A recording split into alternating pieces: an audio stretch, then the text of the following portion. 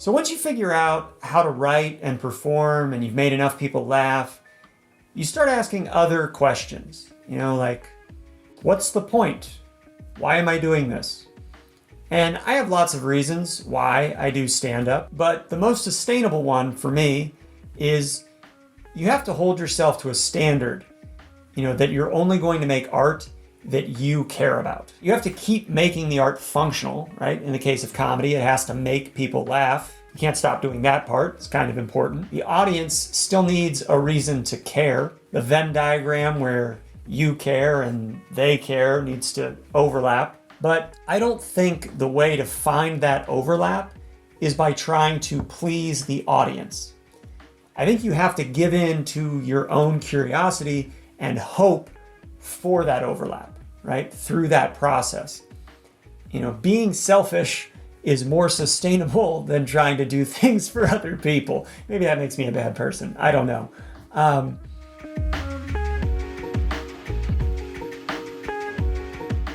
I've been very intentional the past couple of years to work on and really struggle with more difficult jokes, challenging topics, not going for the easiest approach to comedy, things that interest me more than a cute observation. And I still like cute observations, but they're not as interesting, right? There's no depth, there's no conversation to be had there.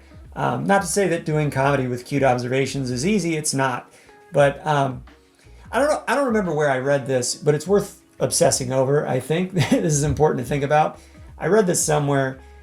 You can't feel love for your achievements if you are playing a persona. Oof, right? You feel that one in your gut? Ugh. If you feel empty in what you're doing, chances are you're being fake. That's my grand theory. And look, I fake things all the time because of social pressure. It's super annoying. I'm not proud of myself for it. But it's a way to scrounge through life. If you're okay with being a scrounger, you can get by. But I'm getting a lot better at not faking it with comedy. And that's exciting to me. I'm excited about that. I'm glad that I've been pushing myself in that direction. You can't feel love for your achievements if you are playing a persona. The quote gets even more devastating, really. Here's the next part of that quote. The persona is incapable of receiving and feeling love. It can only experience praise. Yeah. Praise, not the same as love, right? Don't aim for praise. That's not in your art, not in life. Don't aim for praise. It's not a good thing to aim for. So here's more of the quote that I don't remember where it came from. You must be genuinely, existentially connected from your heart to the things you are doing. Praise for the persona will never connect with you emotionally because you are not emotionally connected to what you are doing. Man, so that's something I think about a lot, that I obsess over. Don't be a fake punk seeking praise. It's a waste of a life. Don't do that. Today's mental health exercise: think of a time in your work or art or relationships when you were being a fake punk, and don't do it again. This is as good a time as any to quote Lady Gaga, I think. Lady Gaga said on a random TikTok I saw, she said, what I think an artist needs more than discipline or even talent is a perspective. So if you're always changing what you do based on what other people say, you completely lose yourself in the music, the moment. You own it. You better never let it go. All right. No, but you want to anchor everything in your art to your perspective. You have to be the filter. When you fake it, it's not anchored in your perspective. You're not adding anything to the conversation. You're just trying to blend in. That's not helpful. Art doesn't blend in.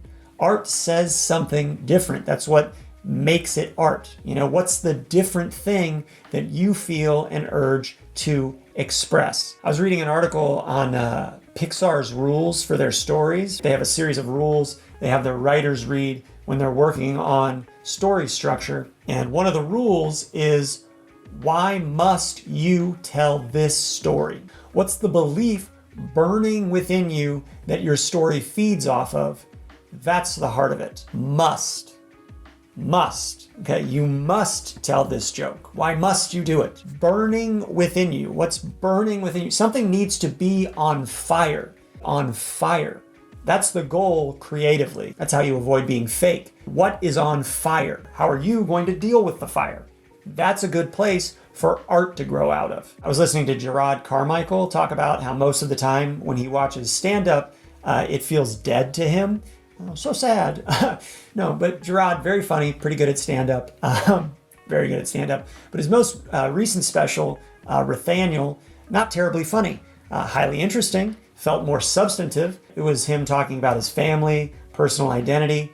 So that was an effort by him to make something that felt more consequential, more alive. And that's all well and good. I was interested in what he had to say. I think it was good that he made that. I liked watching it. It was very interesting. But I'm still more interested in comedy. Like, I'll listen to your life story. I'll hear your challenges and struggles and try to connect with you as best I can through that. That has its place. But I personally still feel at my best when I can embrace the comedy in all of our struggles. That's the sweet spot to me personally. You know, some people think there are some things that shouldn't be laughed at, right? Shouldn't be laughed about. And I disagree. You know, that's maybe a wacky stance for a person to take. Like, you know, maybe that's just a fundamental emotional orientation thing that varies from person to person. Some people, like me, are wired to think that anything can be humorous. You know, other people are wired to think very little should be made fun of and poked fun at. And, you know, to each their own.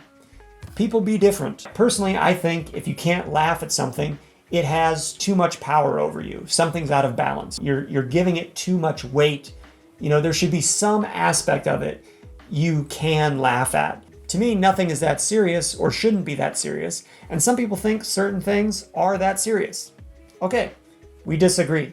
You know, the tricky thing about trying to create jokes that feel vital and alive and consequential is, at the end of the day, they're jokes. They naturally lean silly and inconsequential. So it's a very fine line, but I don't think inconsequential means dead or necessarily even inconsequential. You have to be able to use an art form that feels designed for immature people and make it resonate with mature, upstanding members of society. There's a weird dichotomy there. You have to rattle people's cages a little bit in a way that they appreciate. Not only do they enjoy it while the cage is being rattled, but maybe they even are encouraged by the rattling to step outside the cage themselves, do their own exploring, you know, have a little bit of a different perspective than they're used to. They're still thinking about the experience and talking about it with their friends and ruminating on it. I think that's what comedy can do